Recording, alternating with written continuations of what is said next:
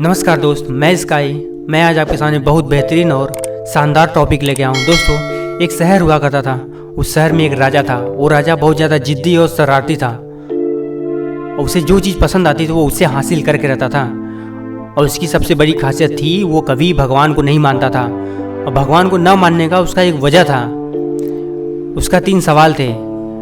बोलता था, जब मेरे 3 सवालों का जवाब मिल जाएगा तब मैं भगवान को मानूंगा, वरना मैं नहीं मानूंगा। और उसके शहर में जो भी भगवान का नाम लेता था वो उसे काल कोठरी में बंद करवाता था, उसे सूली पर चढ़वा देता था। दोस्तों, ऐसे करते करते काफ़ी समय बीत जाता है। काफ़ी समय बीतने के बाद उस शहर में एक फ़कीर आता है। और फ़कीर आता है, लोगों से भिक्षा मांगता है और बोलता है, मुझे भिक्षा दो, भगवान तुम्हारा भला करेगा। तो सब लोग बोलते हैं, यहाँ पर इस शहर में भगवान का नाम लेना गुनाह है। अगर राजा को पता चलेगा तो राजा तुम्हें सूली चढ़वा देगा, काल कोठरी में बंद करवा देगा। वो डरता नहीं है और बोलता, मुझे ले चलो राजा के सामने, मैं राजा से बात करूँगा। वो भगवान को क्यों नहीं मानता है। उसे ले जाया जाता है राजा के सामने और राजा के सामने उसकी बात बताई जाती है कि ये जो फ़कीर है भगवान को बहुत ज़्यादा मानता है। तो राजा बोलता है, अगर भगवान है, अगर तुम फ़कीर भगवान को मानते हो तो मेरे 3 सवालों का जवाब दो। बोलता है, पूछिए, अपना 3 सवाल पूछिए। वो पूछता है, भगवान है तो दिखता क्यों नहीं है। दूसरा सवाल था, भगवान है तो भगवान से पहले क्या है, और भगवान है तो भगवान करता क्या है। और फ़कीर बोलता है, राजा साहब, मुझे बहुत तेज़ से प्यास लगी है, मुझे एक गिलास दूध मंगवा दीजिए। जैसे ही उसके सैनिक उसे दूध ला के देते हैं एक गिलास, वैसे ही बोलता है गुस्सा के, मैंने तुमसे दूध मांगा था, तुम मुझे घी क्यों ला के दे रहे हो, तुम मुझे मक्खन क्यों ला के दे रहे हो। बोलता है, राजा साहब मैं इसे दूध दिया हूँ। तो राजा भी देखता है, बोलता है, यार इस तो दूध है। तो बोलता है, राजा साहब, जिस प्रकार इस दूध में घी भी है और मक्खन है, दिखता नहीं है,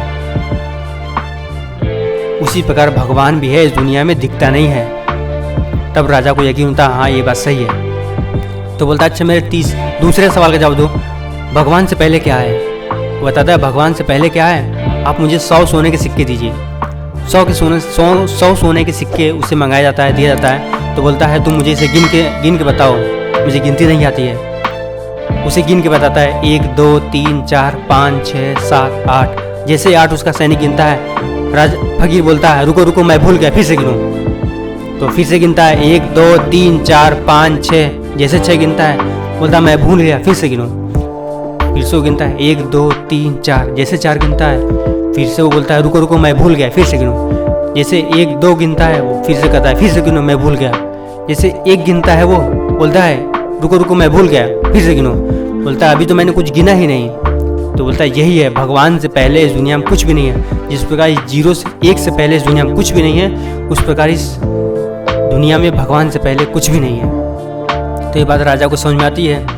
तो बोलता है, अच्छा मेरे तीसरे सवाल का जवाब दो, भगवान है तो करता क्या है। तो उसके लिए बोलता है फ़कीर, राजा साहब आप अपने गद्दे से उतर के 1 मिनट के लिए नीचे आइए।